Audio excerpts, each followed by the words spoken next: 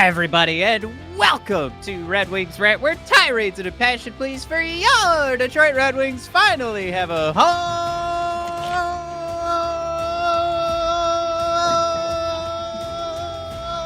Yeah, and I've been paying my energy bill, baby. Unbelievable. Okay, Mike, it happened. It happened, Mike. We got one of the most epic, when it comes to absorbing content, one of the most fun things I've ever watched. I absolutely loved every second of it. I just can't get over it. I didn't know what to expect, and it came through tenfold. It might be that what I watched, it really took me over, and went far beyond my expectations. What are you talking about? Mike, X-Men 97. That's what I thought you were going for. I knew this wasn't Red Wing related. Oh my God. It's so good. I just told my wife, I don't think this is for the kids. That's a great review, I feel like, for X-Men 97. I do want to say, as excited as I am to hear about X-Men 97, we've already got a bid for a comment of the episode from Dave Aikman. He tagged my joke about paying the energy bill by saying, "Don't pay your trash bill, though. Suck it, priority." Yeah. Man, when you get a new car and then all of a sudden everybody has the same car as you, you notice it everywhere. Oh, I can relate. I get new cars all the time, Matt. Please tell us more about this very relatable analogy you have. You know when you're flying on your private jet. Your old yacht just doesn't quite have the horsepower of your old yacht, All right. Well, you know where I'm going with this. Something relatable here, Matt. Our beloved DT Energy Light the Lamp Goals. Brought to you by Lucas Raymond. Yay! My God. I don't know what you guys said, but yesterday was not a G-rated Red Wing game viewing experience for me, because when the goals went in, all I said was, thank fucking God. Well, we were saying it earlier in the day, because we did get our debut of Simon Edmondson last night. Yeah. We'll talk about that. It's just, there's a lot of feelings, right?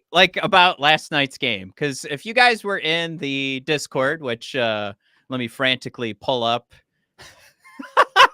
Let me frantically pull up a link to that, and I will share it, just like I always do pretty late in the game. But if you guys are in the Discord, I made, my hot take was, man, even if we come back, this is against the Columbus Blue Jackets. How happy, how thrilled should we be, even if we come back? Now, I'm ready to push back on that whenever you're ready. I was gonna say my tune changed a little bit when it actually did happen, but it at about halfway through the third period, maybe like a quarter of the way, that was the comment I made. And I do hope that it isn't forgotten, because I think a lot of this episode is going to be us going we're still alive, right? But go ahead. I would only push back in that, with the huge losing streak and, what we witnessed in person, it's even beyond, we were like, man, do we blame Yzerman? Do we blame Lalone? Do we just blame the players? Do we blame, acts of God? It looked like a broken team. And when anything went wrong, it looked like they kind of, the heads dropped, the shoulders drooped, and it was over. Game time.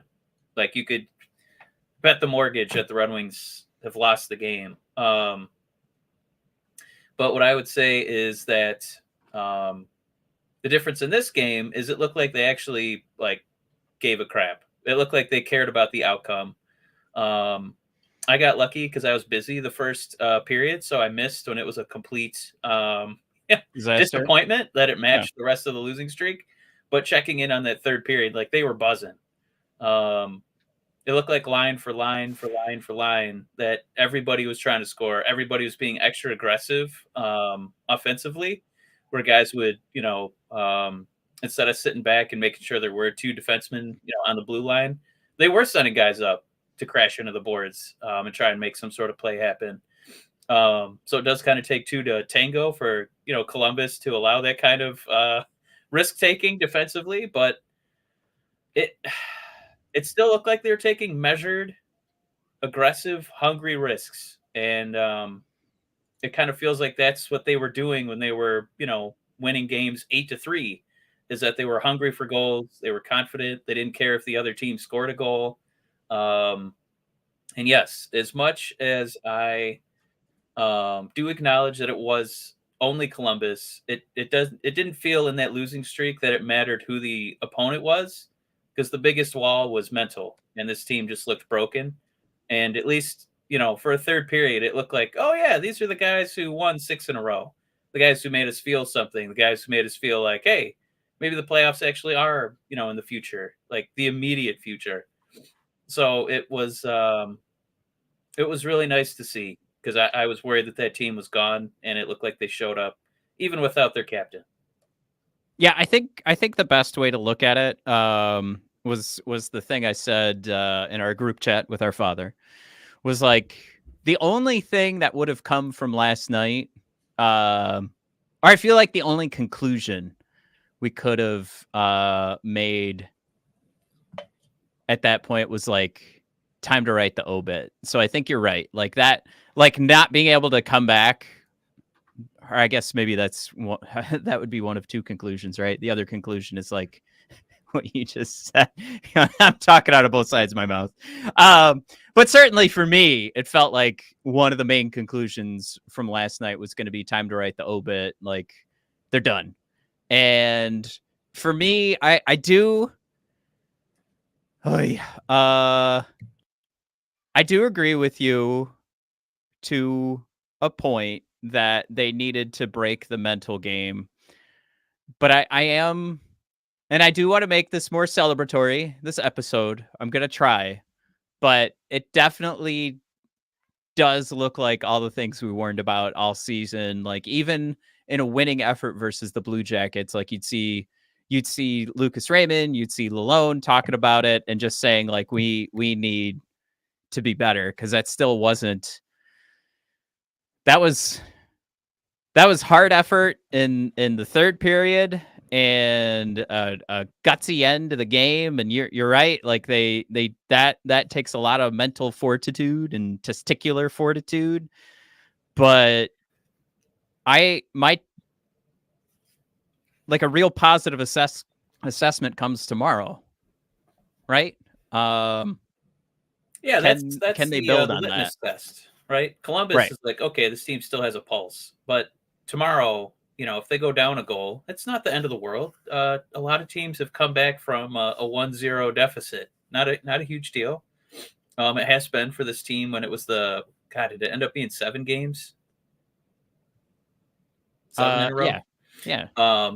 Yeah, it looked like they were broken. So I'm just based on what we saw. See, I see Dan B pushing back on me too. Don't make it celebratory. It's not to be celebrated being in Columbus. No, I don't think it's necessarily about the outcome. Even if they'd lost, I thought this team was done. Malone even kind of alluded to it, where he was like, "Oh, I was kind of worried that we gave up." And I would say, yeah, Dan, I would still say that it's, again, not about necessarily the win, but seeing this team actually look like they care and be like, "Hey, you're more talented than a lot of hockey clubs out there. Don't be afraid to, it's okay to go down a goal. Just come back. We've seen you do it tons of times this season." We even had that point of the season, Matt. Remember, we were like the top third period scoring team. So that means, didn't matter what happened in the first and second, you could come back. We don't hate you, Blake. No, we like Blake. And I think Brand New was reading the same interview that I did. He's just quoting Lalone, saying, besides Raymond and Perron, everyone's effort was kind of in question. Yeah, we know that Perron is, not in his peak. But I think when we went to that game in person, the most recent one, was that Arizona? We thought we were seeing an easy win. Yeah. It was Raymond and Perron, offensively. And it's been Raymond for a while. He's got his 5-game goal streak going. I think I mean, if we want to talk about and pivot into this one, Sweet Baby Ray, man, he's getting paid. He's going to end the season as the top point producer for this team this year, unless Larkin comes back and just turns up the heat. But man, I don't know. At 20, how are you not gonna just have to be forced to unload for this guy when he's this young? And man, how many times have we made like these? It is really tough sometimes to play the eyeball test for so many different things. But for, oh my God, for effort, you can really feel it with Raymond. Like you see it, you feel it. He produces with it. That's what that high level of skill mixed with effort gets you. Like if you want to talk about brand new, the difference between Perron putting in effort and Lucas Raymond putting in effort, it's this 5-game goal streak. Like Sure. that's where the skill, that's where the youth comes into play. Maybe there was a day, maybe there was an age where Perron could be counted on for that. But Yeah. I wanted to.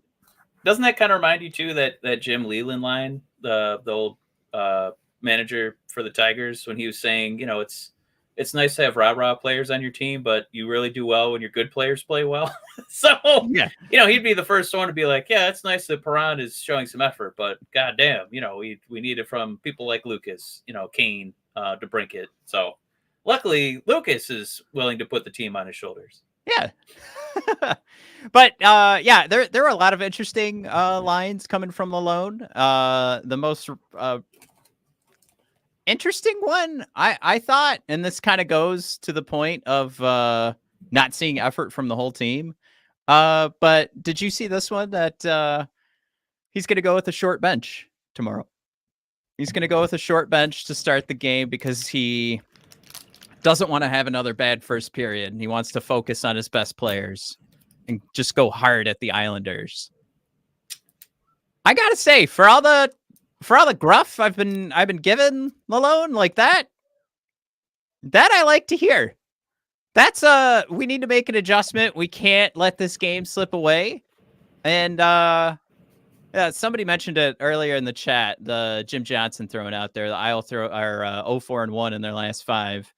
After everybody anointed Patrick Roy as greatest coach of all time. So they're coming in 0-4-1. Like this is one you can't let slip away. Just like you couldn't let the Blue Jackets game slip away. Just like you shouldn't have let the Coyotes game slip away. Like things are not solid for the Islanders. They're certainly not solid for these bottom dwellers, the Blue Jackets. And that to me is just like, screw it. You know what? I don't care about doing the right things, doing the template things like first line, second line, third line, fourth line. Nope. I'm just going to keep rolling my best line. I'm short right now. That also kind of tells me Larkin's probably not going to be playing because then you're forced to kind of go into that bottom 6, which has been some hot garbage. I would say over the long haul. Did think it was a little unfair that Bally and Mickey Redmond highlighted. What a great line. I guess maybe the line is doing great, but Andrew Kopp, Michael Rasmussen, Fisher, not doing so great when we were on our losing streak. Just kind of a line that you could attack and get some points against. Yeah. I did. And they're separated, but yeah, I guess. Yeah, go ahead. Sorry. I was just going to throw a couple comments in there because we have focused on Raymond, but I think it's important. Ketzel and a few other people were just saying, make sure we give some flowers to Kane. And Ketzel specifically saying Kane's influence on Ray has really been evident. Jared throwing in there, keep Kane another year so Ray can continue to learn from him. Yeah, I think Kane had that comment too, about Raymond scoring goals in the, front of the goaltender, especially on the power play. And he's like, man, you better be careful because they're going to keep asking you to be in front of the net. You keep scoring goals like that. Yeah, I think that that's accurate. I think that's a great idea. I hope that we've put enough of an impact, in Kane's brain to be like, you know what, I could do this one more season, even though it is a little bipolar, the experience being on this team. Yeah. Um, but yeah, I think especially on that power play because I'd have to pull up the box score. I don't think he got credit, but I mean, that third period goal with 20 seconds left, that was basically an assist from Kane. Setting it up where the shot was going to lead to a rebound, hopefully available for a Red Wing, and Raymond was right there to bank it home.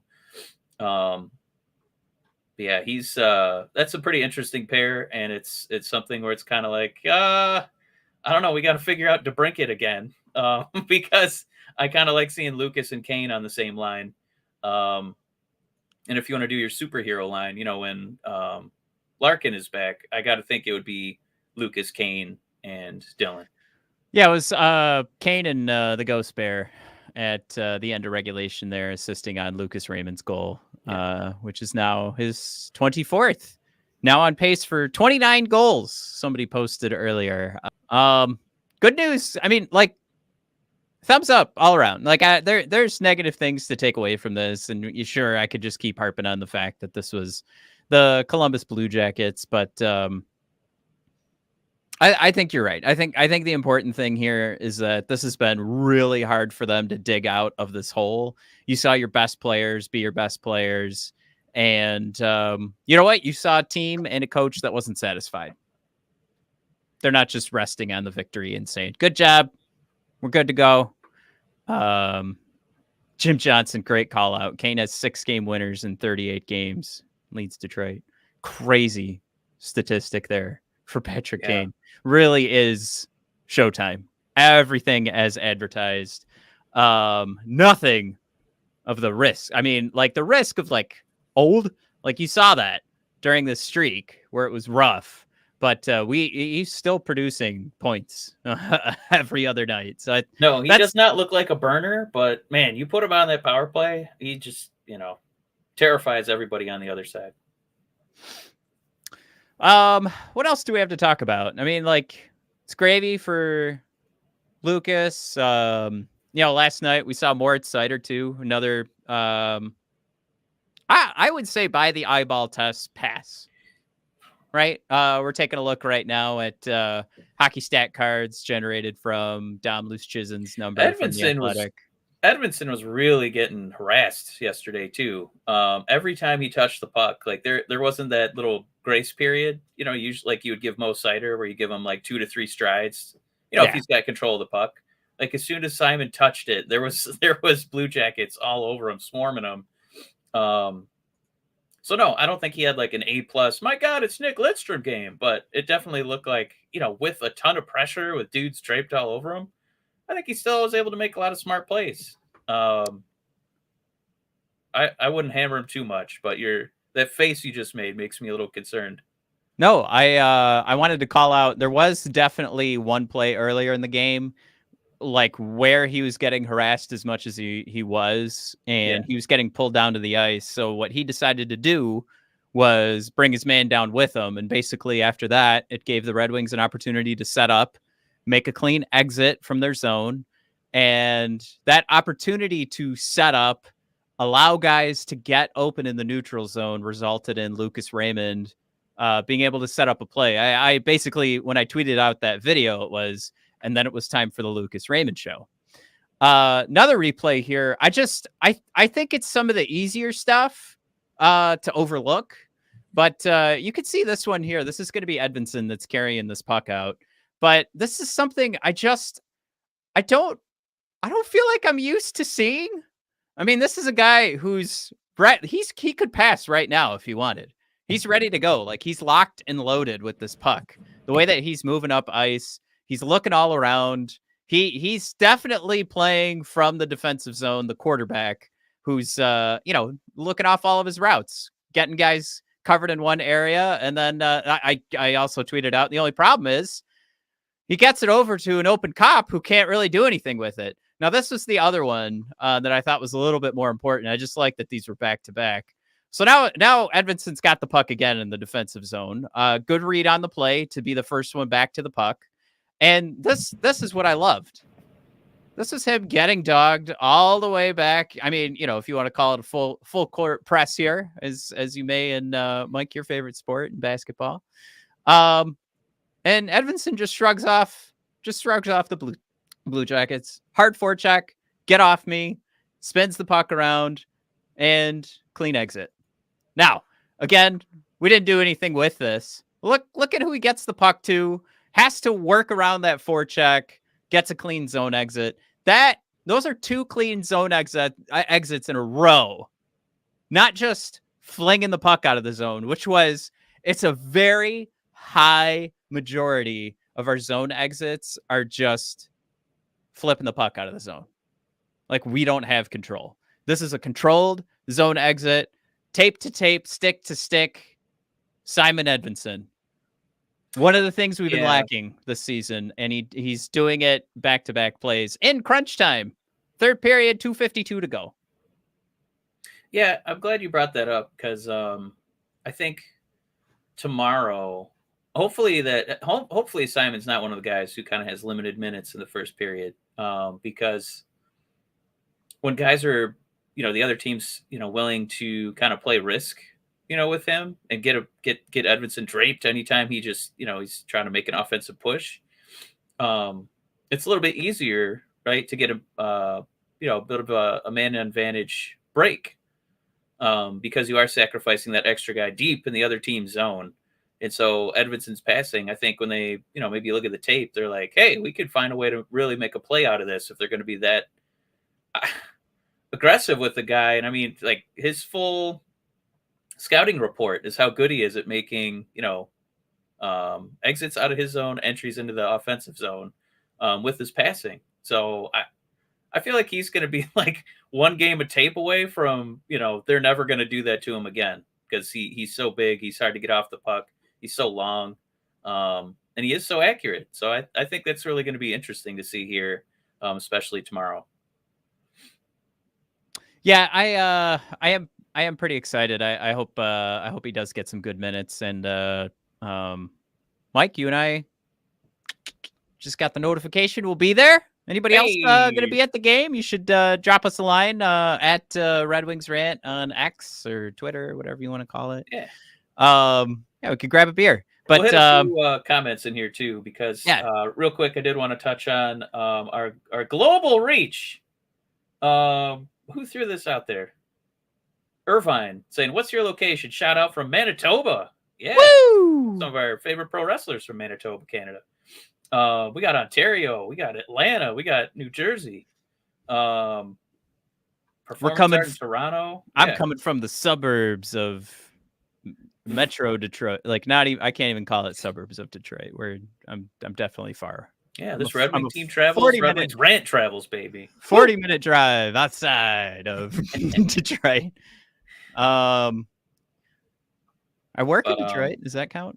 Yeah, actually, Irvine had another thought in here too. I really adore, and this was one of the things too that everybody's kind of been trying to figure out before, like, what was going on with the Red Wings. How are they having so much success? And when you take a look at the expected goals numbers right now, they're actually, like, when it comes to winning and losing puck possession, they're actually not too far off from where they were when we were winning.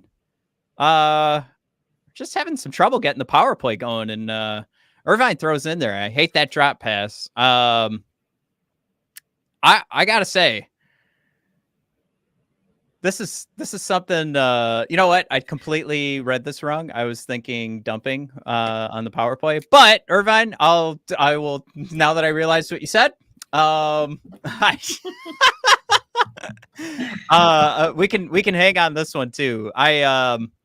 I think there's something about the Wingdings, and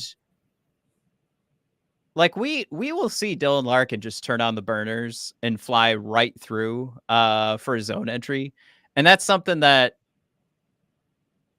really helps alone with picking who's going to be coming off the bench at what point, right? Obviously, if he can have a guy that starts in the defensive zone, you can count on him to carry the puck from the defensive zone to the neutral zone out into the offensive zone. That's a huge positive. But that is definitely something, like when you look around this team and Comfer, Cop, you talk about the names like Perron. Then you get into the smaller guys where Raymond will fight tooth and nail to get the puck in the zone, but he's smaller. Same thing with DeBrincat. God, we love Patrick Kane right now, but yeah, he's getting up there. He's older. I mean, who right now are you really relying on to put on the afterburner and just take the pass through the zone? I'll tell you who put on the afterburners, and they did it last night, Matt. Reimer. When the Red Wings needed to pull the goalie, that dude skated so goddamn fast out of his own zone. He beat the pass across the blue line. It's like, wow, how's he in the dugout already? My God. I literally had no idea where you're going with that. Reimer skated like a bat out of hell to get on the bench. That was awesome.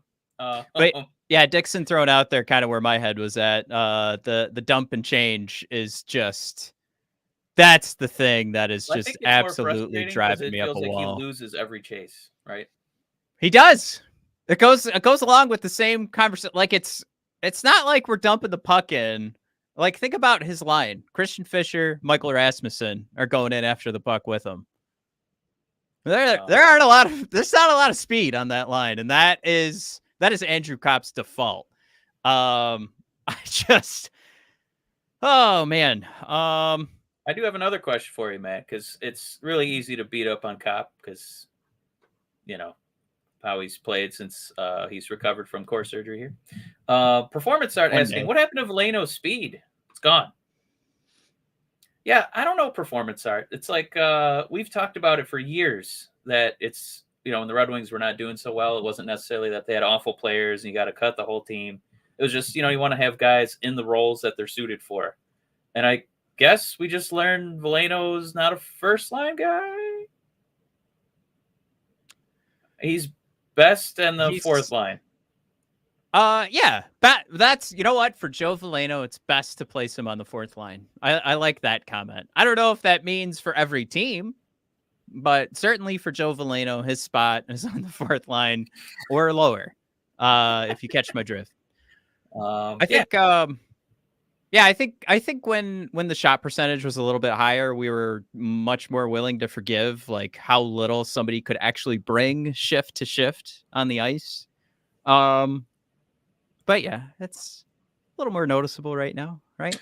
Also, Red Wings fan club. I think he was saying he's from Grand Rapids and now he's in Virginia, saying we have a lot of fourth line forwards. Yeah, I think that Red Wings fan club, when Larkin goes down, we learned just how many fourth line forwards we truly have.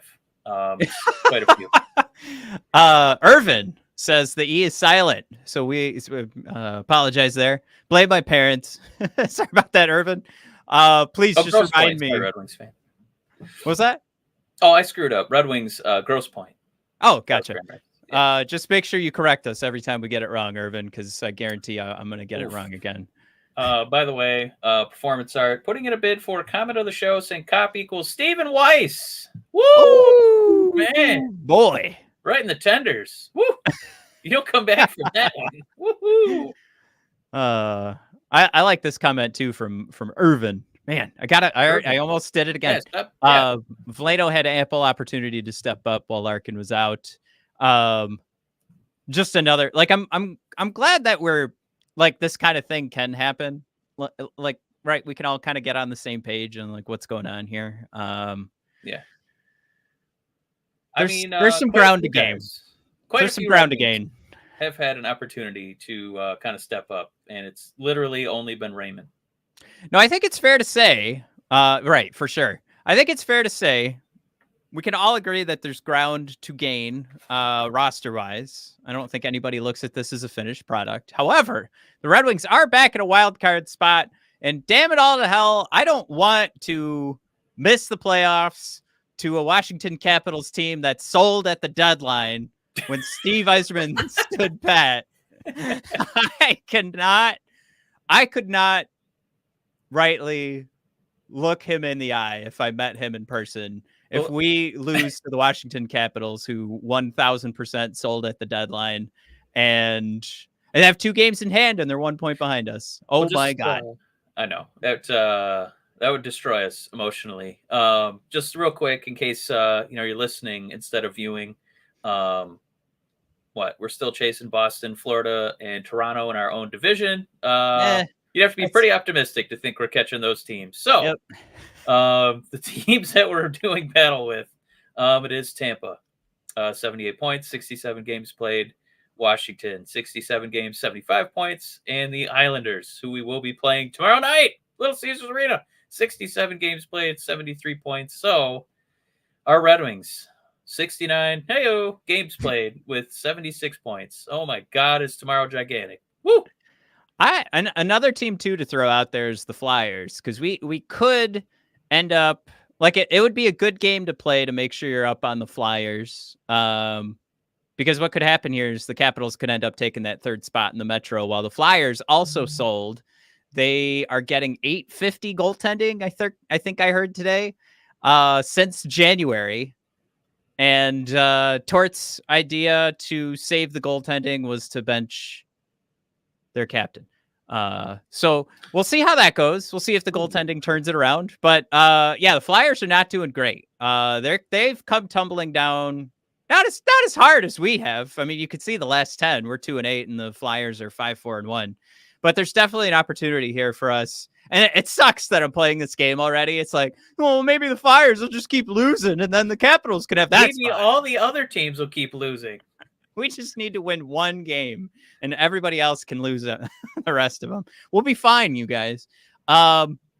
So I do hate that I just played that game, but there is a whole other situation that I'm keeping in mind to make myself feel better.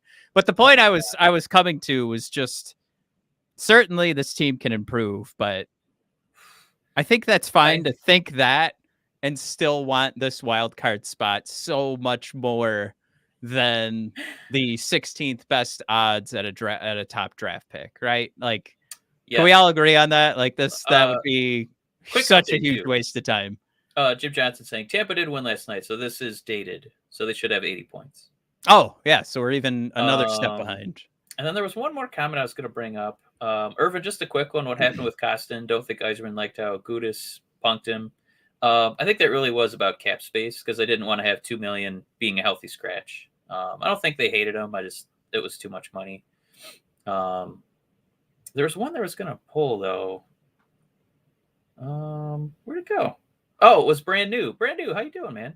Saying, Matt, echoing what you said, Torts benching the captain. Who would you choose to sit first on this roster? See, Matt and I attended the Arizona game, and they attempted to split up Kane and DeBrincat, and that lasted a whole shift.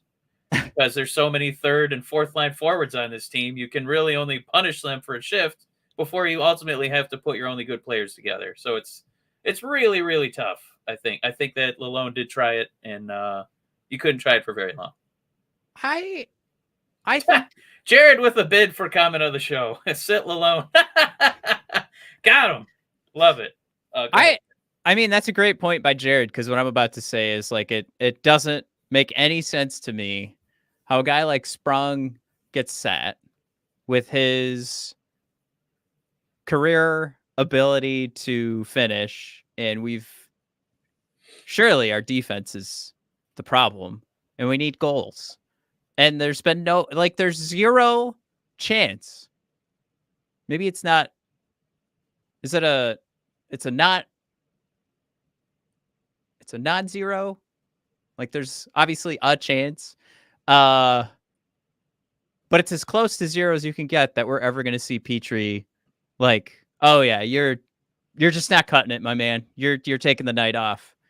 Is it like Wallman's a healthy scratch or Sprong's a healthy scratch because they know they can play better, but there isn't like a punishment to Jeff Petrie. He's doing his best, right? Like, he's out there just like Petrie is to expose him for even more.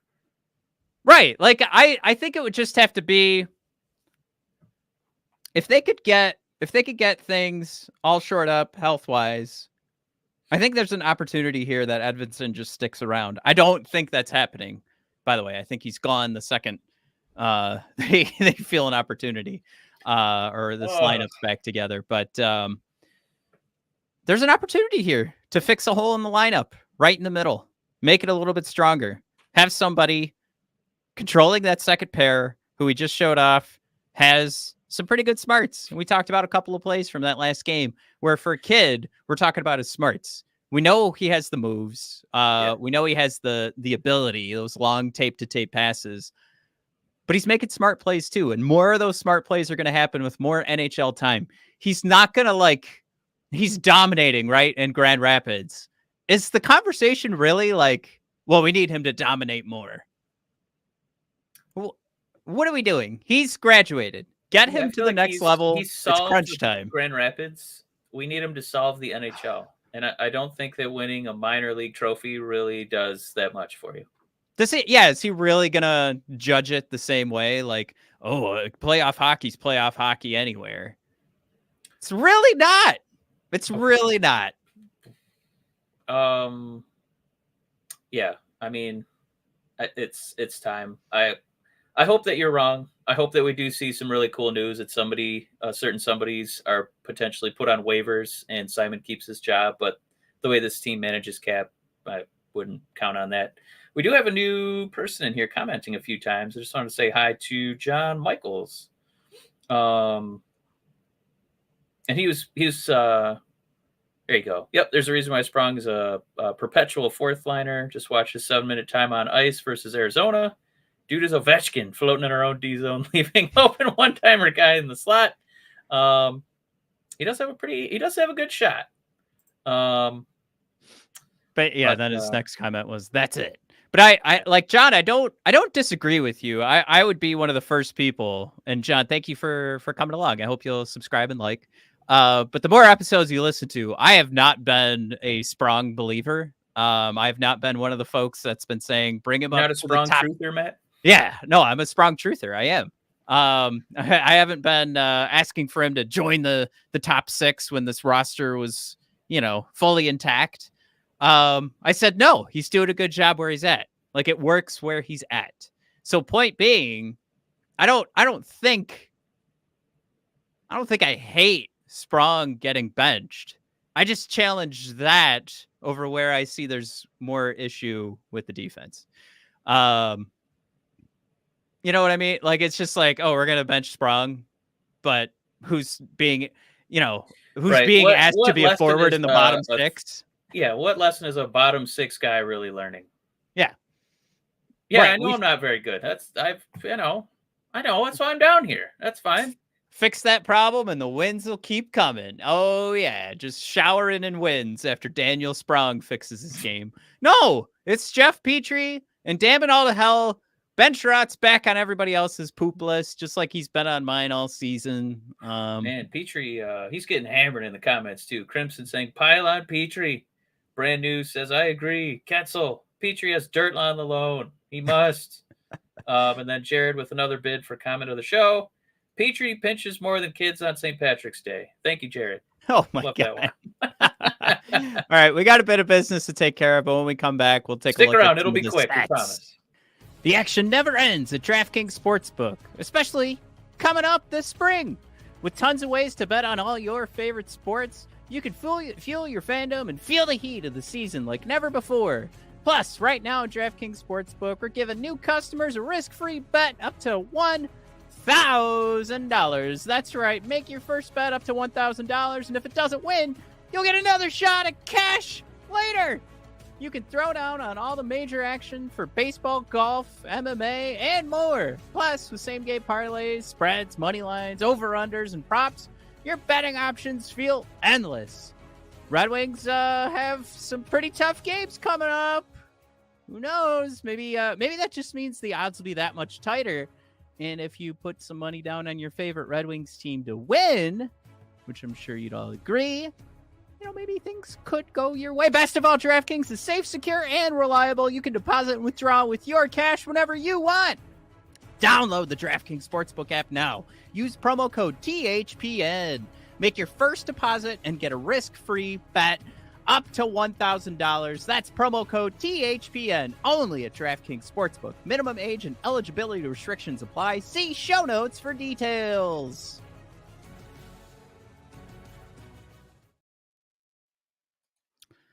Red Wings fan club throwing out their huge game tomorrow.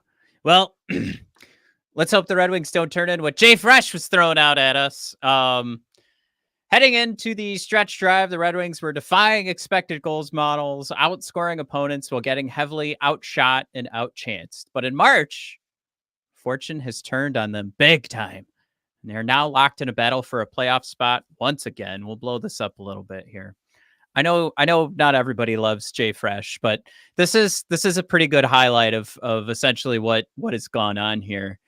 You can kind of see the battle, like this expected goals share, top to bottom, was a little bit better earlier in the season. December started to tank. January really tanked, even though we went 9-2-2. And it actually improved in March over January. However, we are 1-7. The slides of March, by the way, very nice. Jay Fresh, friend of the show, it's been on before. Through all of this, you can kind of point to maybe the shot share is something the Red Wings need to take control of, but ultimately it was just that shot percentage was higher, and it resulted in more goals for us and less for the other team. And it definitely, I would say, you kind of want to lean on the fact that the power play at Dylan Larkin, and not having Dylan has really hurt us. And I mean, that shorthanded side isn't really doing. It's just we need more balance on this team, and I can't believe how much of it we lose. When it shouldn't be that surprising. Like it's like, oh, you lose your best player, team's not going to do that great, but not this bad. But it is definitely show like it tells the whole story. I think here is just like these numbers, like game to game, shot wise, stuff didn't really change too much. But when it came to the actual goals hitting the back of the net, that's all that really changed. The expected goals was pretty close. The amount of shots, pretty close, but the pucks stopped going in. They stopped going in for us, and they started going in for the other team. 27% goal share, man. That's Red Wings bad from 3 years ago. Like, this has been rough, and it's good to see we beat the Blue Jackets, but this is where I go to that Blue Jackets conversation, and I'm just like, we also just barely squeaked one out against Chicago. So it's scary. It's scary. But these are all facts that we're looking at. No opinions on this board. Although Dan does like to call out that some of these what do you call them? I'm trying not to say platforms. Models have bias, but certainly not too much. Oh, you're muted. I can't hear a word you're saying. What about now? Yeah, there you are. Oh, I thought you were cutting me off like 3 times. I'm sorry, the sound didn't come through.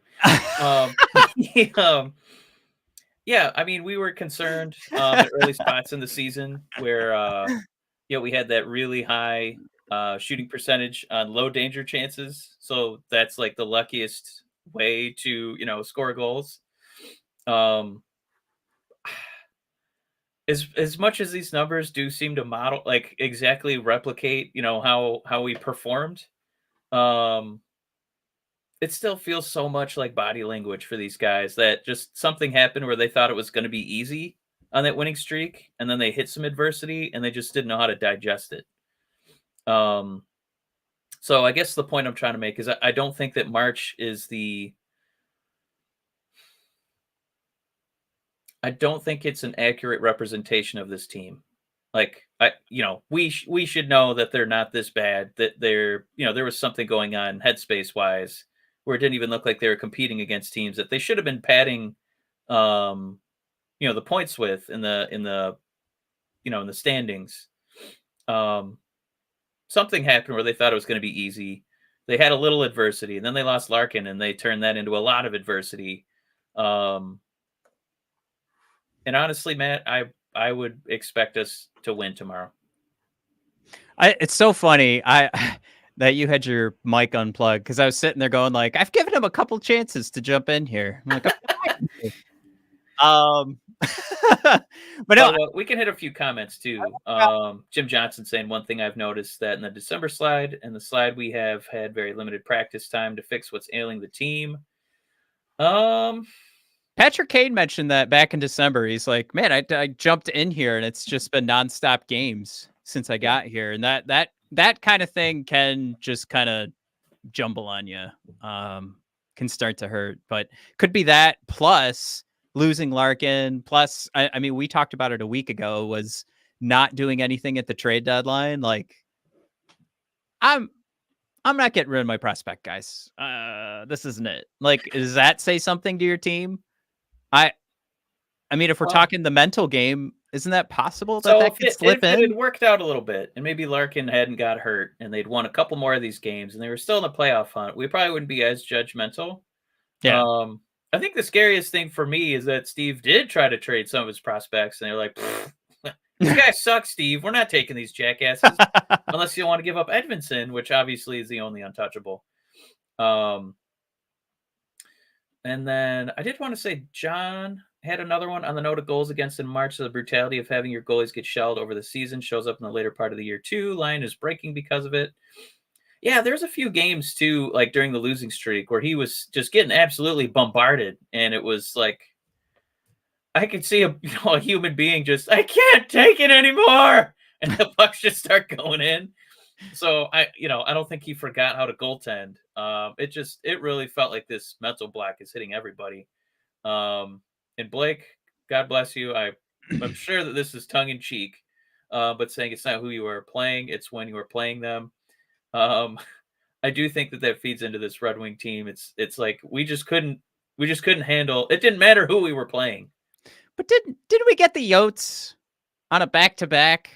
They were on a back-to-back, and we were on a break. Like, we had this team thought it was going to be easy. It was so evident. It didn't matter who we were playing. I think we could have lost to U of M. Like it just looked bad. Jim Johnson, Lion has played over 30 games this year. The most he's played in a season was 14, which was last year.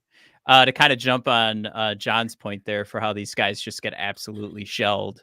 Man, could that be the sneaky 4D chess play that Steve Yzerman had all along? He's like, well, these guys are going to do enough work in a third of the season that a goaltender would normally do in a full season. So I'm gonna need a couple extra of these guys, which is why Kosa will get called up for the playoffs. By the way, Dan B with a bid for a serious comment of the show, because we usually honor the jokes, but Dan thrown in a good one. Here's the bottom line. If Larkin unable to return quickly and play it near 100%, I think that's the other thing. I feel like Larkin would push himself to return at like 75%, which is not enough for this team. And Dan says it's probably not going to happen. This team will miss the playoffs again. Yeah. I will say there's still going to be something to be said for balancing these lines out again. And I think like an 85% Dylan Larkin is so much better than a Joe Veleno at 200%. So I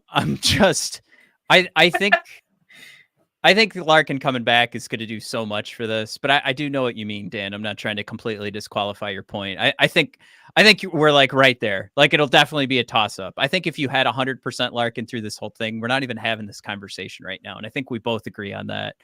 But I will give the build to this team a little bit of credit that if Dylan Larkin is at least able to join the lineup, it gets that much better. John, even if we squeak in, team is no grit outside of 3 guys. We're getting bounced in the first round. Yeah, I would come back to my original point, John. I don't think we have. If this is the team, right? And we said this last week. If this is the team, it doesn't matter if you're getting into the playoffs. But there's something about Washington making it into the playoffs and us not when Washington was a seller. And I'm really going to hang on that point. Washington down 1-0 right now to Toronto. Like, thank God they have somewhat of a hard schedule. Yeah. But and we'll talk about strength of schedule in a minute here. But no, see, like that's just gonna. Oh man, that's gonna twist me the wrong way. Like, and that should be something too for all Red Wings fans to just sort of the little question mark should pop up above your head, and you should just kind of be like, how the heck did that? How did we not have a good enough team when we made no changes? Apparently, we were building chemistry. Steve didn't want to break up the locker room. And then we just completely deflate with a Larkin injury. But Yeah. Crimson also thrown in there. Larkin's type of guy that would roll on the ice, missing an arm and saying, just a flesh wound. 100%. But they are still being careful with him. He's out there skating in practice, and they're not letting him go that next level. They're just letting him get his feet underneath him. Now we're taking right now. We'll take a look at. I figure we're gonna have to do this more often on the pod. You were mentioning earlier, Mike, you think tomorrow is going to be a win. Of course, we're both going to the game. So as all of our longtime listeners know, it's a for sure loss. But we're basically, man, besides our ability, and let's call it, January, February, October, November, besides our ability to put the puck in the back of the net. And again, for new listeners, as we discovered, it's when there's low danger chances. We actually destroy the rest of the league in low danger chance goals. Besides our ability to finish, this is a pretty even matchup. Right? You're looking at the 5 versus 5 goals for. I'm sorry, expected goals for. We're 28th and 26th, and New York has the advantage. The Corsi for 27, 23rd. Again, Islanders with the advantage. Power play goals, 13th, 11th. Like the degree of difference isn't that great. And then finishing, Islanders still can finish pretty good. They're just giving up. I don't know. This is kind of odd. They're just not shooting the puck enough, right? Because they're 24th in the league in actual pucks going on the back of the net. But then you take a look at the defensive side, and a lot of this, when you look at the 5 versus 5 goals against, it's going to get to look at the New York Islanders goaltending, and Sorokin is certainly going to bring a little bit more confidence to the game. Hell, even Sorokin now having to look at the bench and see Patrick Kane staring him down. That's got to put a little pee in the shorts. But yeah, but then when we talk about the 5-on-5 expected goals against, that's where the Islanders play a much stronger defensive game and have all season, even when making the transition to a new coach. They're both pretty terrible at giving up attempts.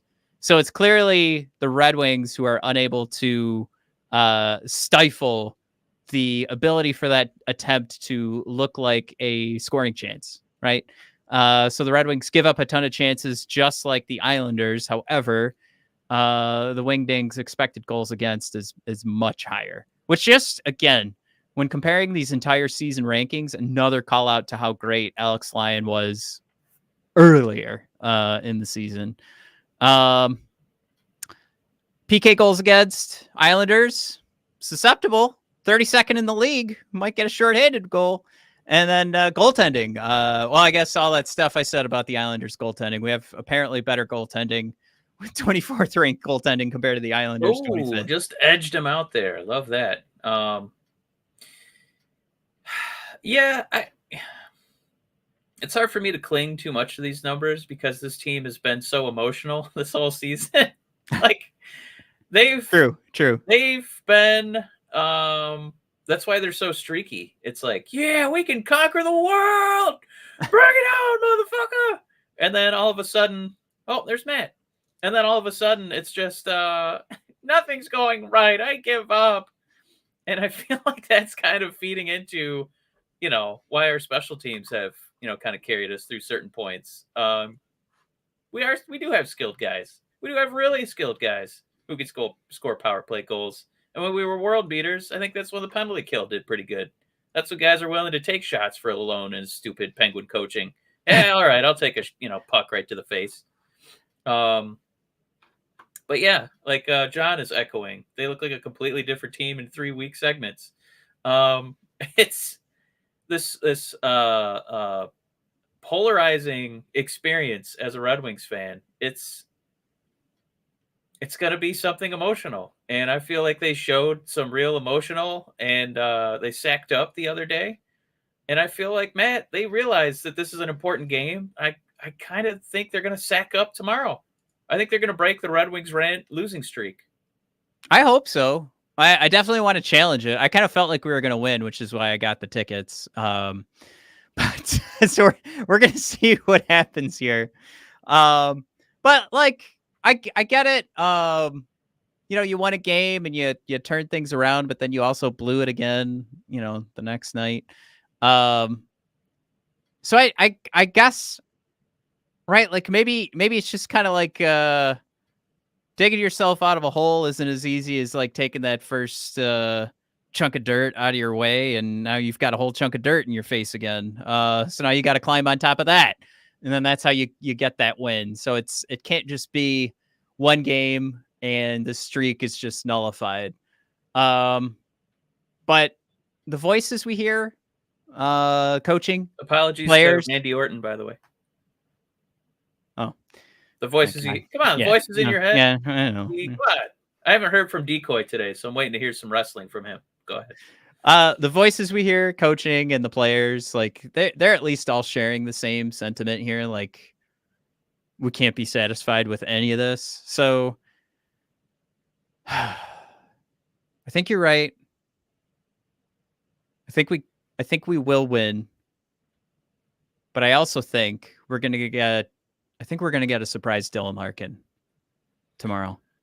If he comes back, I think the roof is going to blow off Little Caesars because they're already going to be jacked from getting those Mo Cider Chia Pets tomorrow. And then they get Dylan Larkin. Woo-wee!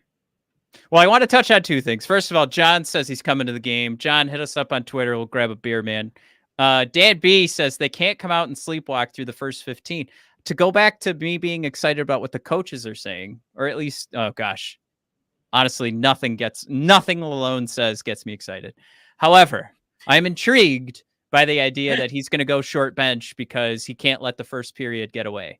He's seeing a team that he can speak to between periods. They can make adjustments, which, again, I'm trashing coaching, but maybe that's what's going on. But either way, he's going to try something different in the first. Do you remember when you brought up Jim Leyland earlier? Do you remember in the playoffs when he like put Miguel Cabrera like first in the lineup? I think it was Cabrera. And his argument was just like, he's playing the best right now, so I need him to get as many at-bats as possible, so he's going to be first in the lineup. Yeah, remember that? Like and then that's the new baseball thing. Like Aaron Judge bats first or second. Ohtani bats first or second. Yeah. Oh, man, I don't watch baseball anymore. Yeah, so that was like 12. That was 12. That was like 12 years ago. Yeah. But yeah, so Jim made that call to switch up the lineup to get Cabrera in there for more at-bats and stop with this cleanup baloney. And we won. So we lost the next two games, but that one game was fun.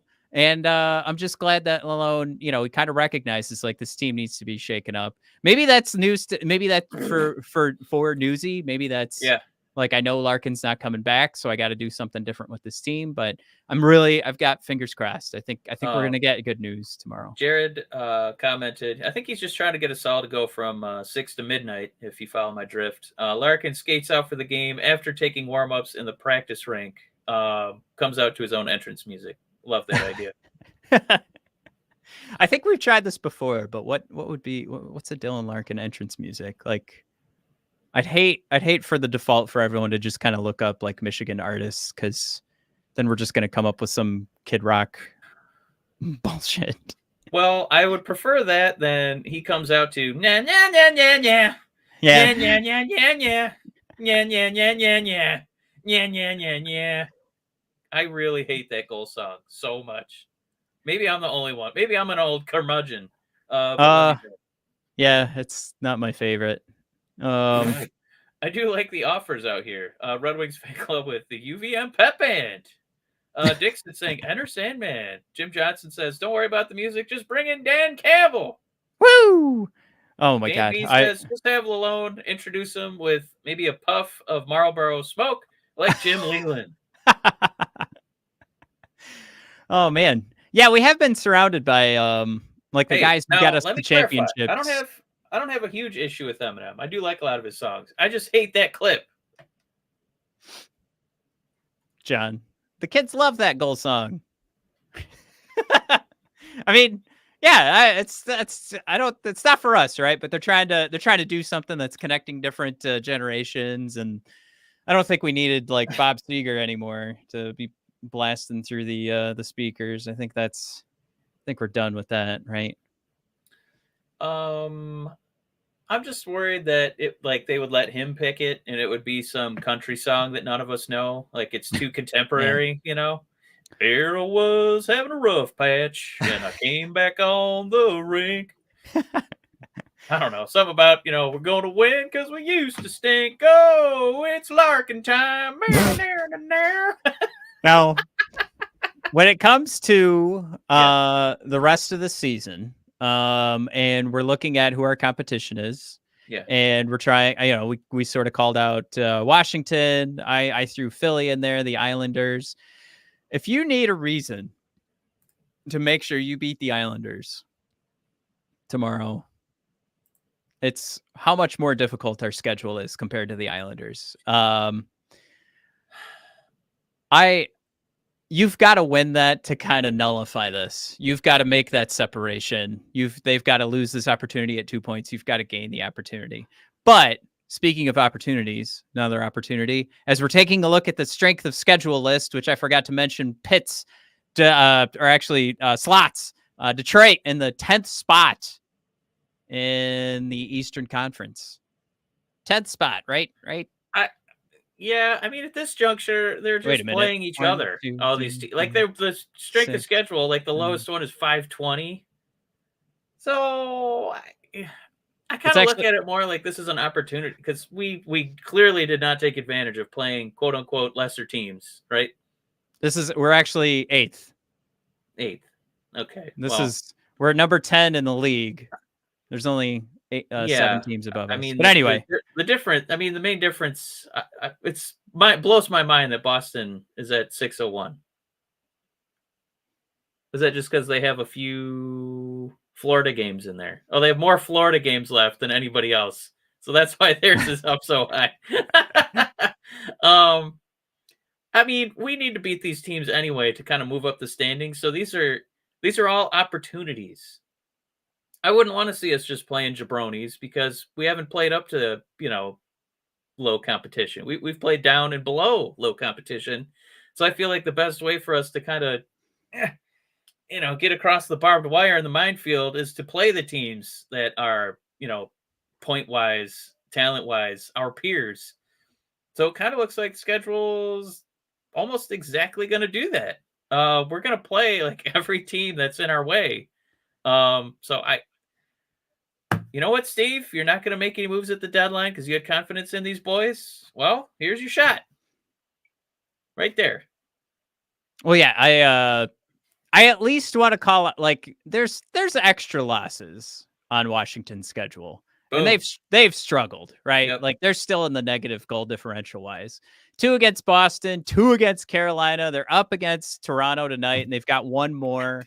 Another one against Winnipeg, and then one we'll just count Tampa Bay because of their history, even though they've had their struggles this season too.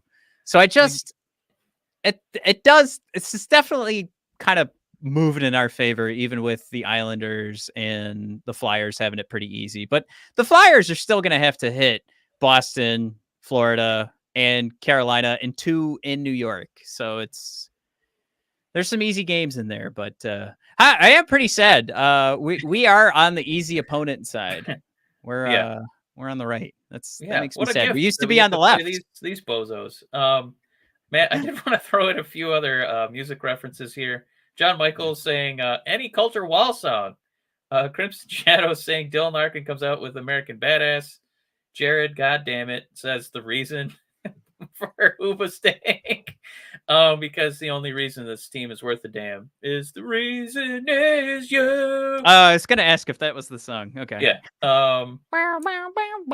They brand new says they wheel Larkin out to Metallica's One. See, I'm really scared that Larkin, he's gonna come out to like Freebird, and he's gonna just bust a tire, trying to play injured. And he's gonna be Jenny, falling off the skyscraper in Forrest Gump. And what's up, Timmy? He called me out for something earlier. I was laughing at, but we lost it. But he said it's an opportunity, yes, to keep the playoffs in our terms. Goddamn, preach, Timmy. Instead of hoping faith will take us through at the end. Yep, I like that a lot. I like Dixon, kind of off the wall here. He wants the Team America song for Dylan Larkin's entrance theme.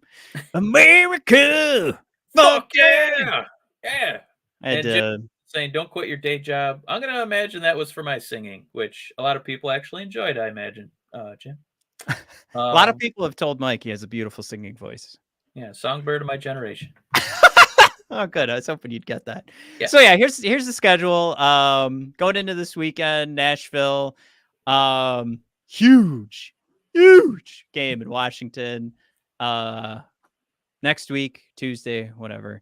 Couple of losses in a row against Carolina and Florida. We're gonna hang around in Florida, and huge game with Tampa. And I'm just gonna say it, right? Like another loss against the Rangers, and then we can finally start winning again. We've got the Sabres at home, the Capitals at home. I think the Penguins are, we just proved that they're very tough to play against. But I think, right, like we got to go back into Pittsburgh and prove that we're not complete dog crap. Lost in Toronto, and then back to back against the crappy old Canadians. I don't know if a schedule could be like more fun, like in terms of prove it time. Like you have to win every single one of these games because they're like 4-point punishments where you don't win and they gain points in the standings. These are gigantic games. Yeah. This is huge. This is going to be a lot of fun if it goes our way, but it could definitely. Oh man, you think about like when you start reading those articles, like at the beginning of the season. How do the Red Wings look like 10 games in? Yeah. And that feels like it takes forever to get to that point. And now we have 13 games left or 14 games left. Yeah. That really this is going to be exciting, but this is going to take forever. My God. A lot of us, if we're not bald, will be from pulling our hair out. We're going to look like Lalone at the end of this season. Crimson, I appreciate you stepping in for Decoy, who is absent tonight, saying Larkin's coming out to the Hulk Hogan theme song. I did want to credit Red Wings fan club for saying, Islanders, your game is through, because now you have to answer to Dylan Larkin. Fuck yeah! Love it. Matt, hope we wake up your kids saying "fuck yeah." So that's what I censored myself on the first one and forgot to do it that time. It's hard to not get really into that song. It's awesome. All right, so yesterday was fun. Huge game against New York. We're both saying win, and we're going to the game. We could not give the Red Wings more of a kiss of death for a loss tomorrow. But if anybody else is heading to the game, hit us up. Let's grab a beer. Grab a brewski, and friend of the show, Coke Zero. Yeah, don't let me forget about Coke Zero. Last time we went to the when we went to the game last week, like I got a regular Coke, and it just put a huge pit in my stomach, and I forgot Coke Zero was a thing.